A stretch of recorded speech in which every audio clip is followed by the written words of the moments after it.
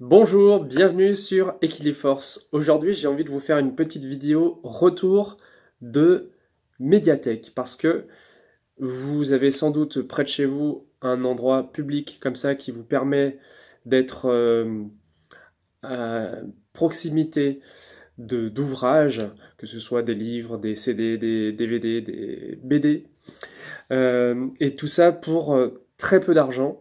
Et moi, je sais que j'ai tendance à m'entourer de beaucoup de livres que je ne lis pas toujours, mais bon, leur vibration m'apporte beaucoup. Simplement, avec ce système, ce qui est bien, c'est que il y a des, des informations qui circulent et on n'a matériellement pas l'objet ad vitam aeternam.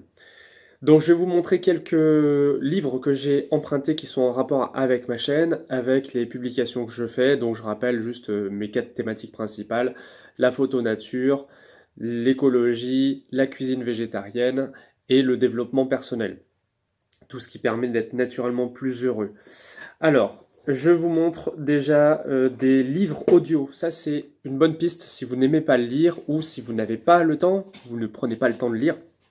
Eh bien, rien ne vous empêche, quand vous faites une autre activité, d'écouter quelqu'un vous lire. Donc, par exemple, ici, ça c'est du développement personnel, le courage d'être différent. Je crois que nous sommes beaucoup à nous conformer à un certain modèle, que ce soit familial, social, amical. Et Emerson, ici, nous incite à aller voir plus loin. Et je pense que ça va être motivant de l'écouter. Évidemment, si vous voyez un de ces ouvrages qui vous parle particulièrement, dites-le moi en commentaire, comme ça, eh bien, je me focaliserai dessus et je pourrai vous faire un retour. Vous connaissez sans doute Mathieu Ricard, ce bouddhiste français qui est le porte-parole du Dalai Lama. Plaidoyer pour le bonheur, j'ai trouvé ce livre audio et moi personnellement, ben, je pense que ça va m'apporter beaucoup puisque ma thématique c'est quand même vivre naturellement plus heureux. Pour l'efficacité, la méthode GTD en pratique. Alors GTD, si ça ne vous dit rien, c'est américain, ça veut dire Get Things Done. Autrement dit, on vise l'efficacité, il faut que les choses soient faites. Et donc, c'est une méthode d'organisation infaillible à appliquer au travail comme à la maison. Vous rêvez de journées efficaces et sans stress, où productivité et sérénité iraient de pair, etc. Voilà, tout un programme. Je pense que ça peut être intéressant. Là, c'est un DVD sur le thème de l'éducation, une idée folle. Et là, l'idée folle, c'est de cultiver l'empathie, la créativité, la coopération, la prise d'initiative, ou encore la confiance en soi et l'esprit critique chez les élèves. En parallèle, des savoirs fondamentaux. Voilà, donc c'est l'idée de former des citoyens épanouis et responsables, pas juste des enfants dont on a bourré le crâne. Moi, j'avoue que c'est une thématique qui me parle particulièrement. Ceux qui me connaissent savent pourquoi, mais je raconte pas toute ma vie sur YouTube. Voilà, mais vraiment, tout ce qui touche à l'éducation me concerne vraiment de très près et fait partie de ma mission de vie. Alors, on va toucher un autre domaine qui est le domaine du bien-être, avec une technique de soins, de guérison même, que j'ai apprise, qui s'appelle le Reiki. Si vous n'en avez jamais entendu parler, je vous incite à aller regarder sur Internet pour approfondir. Moi, j'en suis au deuxième degré. Et là aussi, c'est quelque chose de très puissant qui permet de canaliser l'énergie de vie qui est partout dans l'univers et de l'utiliser pour résoudre des conflits, des maladies. Euh, alors bon, c'est assez particulier, mais je vous recommande le Reiki. Donc là, j'ai pris pour avoir une approche qui est un peu différente, puisqu'il y a différentes écoles, hein, c'est un peu comme le yoga. Il n'y a pas une seule forme de yoga. Donc là, ça me permettra de compléter ce que je connais déjà. Un autre livre un petit peu ésotérique, Le symbolisme du corps humain, de l'arbre de vie au schéma corporel. Alors c'est Annick de Souzenel, que je connais de nom. Pourquoi je la connais de nom? J'ai déjà vu des livres d'elle ou des ouvrages, mais voilà, chaque partie du corps est analysée. Il y a des gravures anciennes, par exemple, comme ici le pied du Bouddha. Premier germe, le pied contient le corps tout entier, depuis le talon jusqu'aux extrémités des orteils en passant par la roue solaire. Il inscrit le devenir de l'homme. Voilà, donc là aussi, c'est évidemment quelque chose qu'on ne voit pas trop dans les médias traditionnels. Donc, si vous aussi vous êtes intéressé par ce genre de questions, bah, faites-le moi savoir. Ensuite, j'ai presque lu l'intégralité de ce livre à la médiathèque. Ça s'appelle Guérisseur traditionnel. Penseur de secrets et conjureur. Ça me parle particulièrement parce que moi j'avais une grand-mère qui conjurait les verrues et sa sœur, donc ma grande-tante, qui conjurait le feu, les brûlures. Et voilà, c'est tellement étonnant. Et moi, je cherche aussi des moyens de soigner naturellement ce qui peut nous faire souffrir. Et donc ici, on a des explications sur ces gens qui, depuis pas mal de générations, œuvrent pour guérir les personnes. Donc bon, il y a des photos couleurs, comme ici, cette apposition de main pour conjurer ici une morsure de vipère. Et là, une photo d'archive, on va dire. Quelqu'un qui se fait remettre le bras en place. Voilà. Et tout est axé sur une sorte de connaissance instinctive du corps, d'appel, comme pour le Reiki, à une sorte de puissance supérieure. Alors on peut être croyant ou pas et lire le livre et après on se fait son idée, hein, mais moi j'ai apprécié, je l'ai presque lu en entier et ce qui m'a convaincu de l'emprunter carrément, bah, c'est que à la fin, on a des prières pour, par exemple, faciliter la marche des enfants, pour lutter contre les rhumatismes, contre la rougeole, contre le stress. Et voilà, donc je pense que ça peut être utile de creuser la question. Alors, pour la nature, j'ai aussi emprunté ce livre qui est de l'ordre plutôt de la déco, Détourner la nature. Il s'agit donc d'utiliser des éléments de la nature pour son intérieur notamment. Et voilà, ça peut être très intéressant de pouvoir, hop, je le feuillette comme ça, vous voyez un petit peu en même temps, de voir comment simplement la nature peut s'inviter chez nous. Voilà, par exemple, à partir d'une ardoise, eh bien, en collant des galets noirs, une petite inscription, la vie est belle. Pourquoi pas? Je suis pas très bricoleur, mais ça peut toujours donner des idées. Ensuite, on va parler alimentation. Alors d'abord un truc très très gourmand, pâte à tartiner, puisque moi j'adore cuisiner maison, vous le savez maintenant, si vous regardez Qu'il est Force, chaque lundi je fais des recettes maison à partir de produits non transformés. Et là, il y avait des recettes à base de bons petits produits, sans huile de palme. Tiens, je tombe sur le caramel au beurre salé. On peut mettre donc du sucre en poudre, de la crème liquide, du beurre demi-sel, de la fleur de sel. Et je pense qu'il est possible de faire des versions végétaliennes ou véganes. Voilà, de la pâte de figue aux noix, à base de thé aux fruits rouges, figues séchées, noix, sucre et sucre vanillé. Je pense que je ferai une vidéo spécialement sur le lundi vert, donc le jour spécial où je mets ces vidéos sur la cuisine végétarienne. Ensuite, pour vaincre le psoriasis que j'ai moi depuis une vingtaine d'années et qui a tendance à diminuer au fur et à mesure que je fais des jeûnes. Bon, par exemple, moi j'en ai au coude depuis très très très très longtemps et ben, ça va, ça vient. Il y a des moments où il y en a un petit peu plus et d'autres où ça diminue. Là, je jeûne enfin, je jeûne de façon intermittente. J'ai fait une vidéo là-dessus sur Equiliforce récemment et il y a 6 mois aussi. Et je remarque que les aliments que je prends influencent l'état de ce psoriasis. Et du coup, je commence à me renseigner sérieusement sur le régime alcalin, puisque la plupart des maladies, et là je fais référence à Thierry Casasnovas qui est sur la chaîne régénère.org et qui en parle beaucoup sur sa chaîne, et il nous dit que en fait on a beaucoup d'inflammations, de symptômes qui sont liés à une alimentation qui est beaucoup trop acide. Et du coup, quand on commence à se renseigner, eh bien, on voit qu'il y a des possibilités. Là aussi, avec beaucoup de photos appétissantes. Oh là là, je tombe sur une mousse au chocolat. Ça peut être bon pour la santé, hein. Mousse au chocolat. Avec une cuillère à soupe d'huile de coco, un avocat. Alors, je ne sais pas si vous connaissez cette astuce hein, pour faire une mousse au chocolat. Avocat, du cacao en poudre, du sirop d'agave et quelques framboises ou mûres. Voilà, ça peut être un délicieux dessert.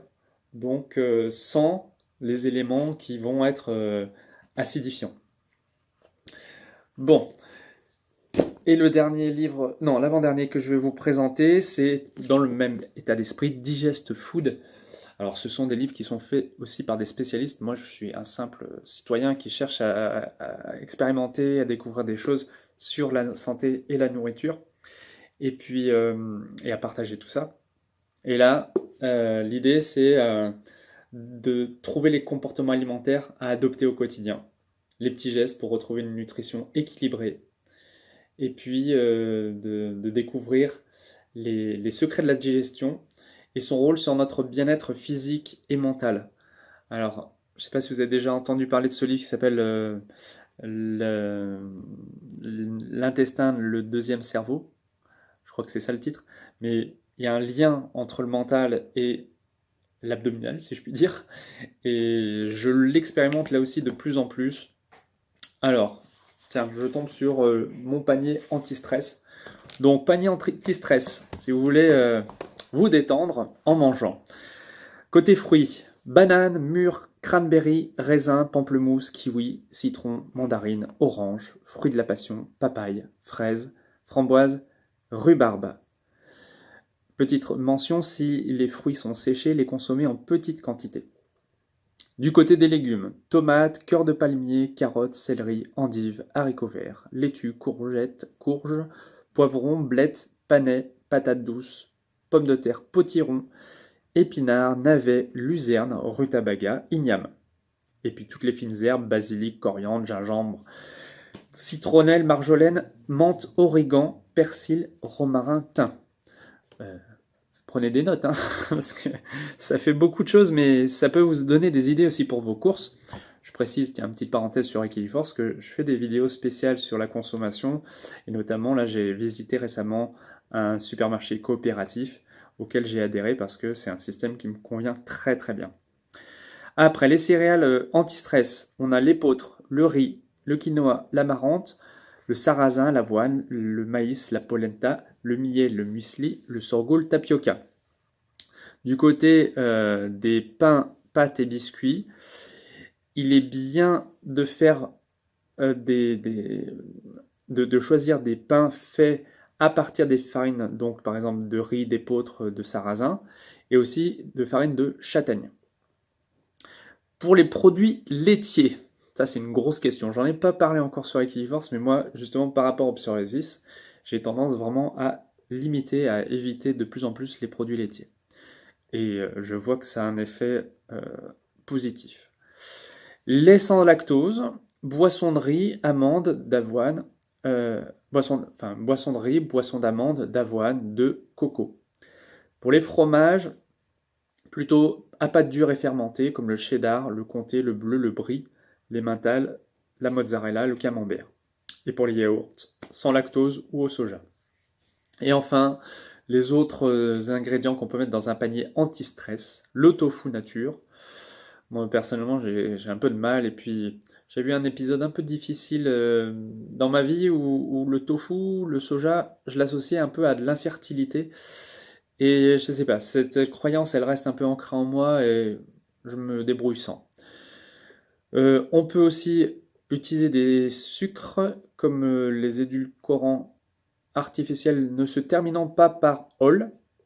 Moi, je suis pas fan des édulcorants en général. La stevia, oui. Je recommanderais aussi personnellement bien le sucre d'agave, qui sucre bien. Et je découvre aussi le sucre de coco. Vous me dites si vous connaissez tout ça hein, en commentaire.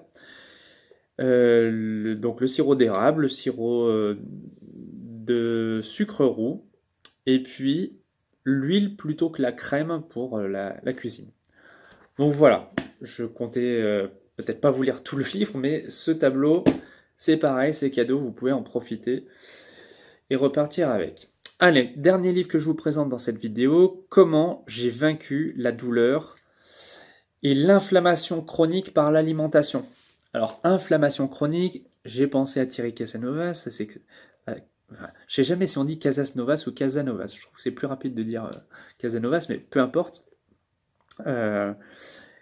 J'ai tout de suite emprunté le livre parce que je me suis dit, ça concerne pas une seule maladie, c'est une tendance du corps. Et écoutez bien, les maladies qui sont citées ici, vous connaissez forcément quelqu'un qui est concerné.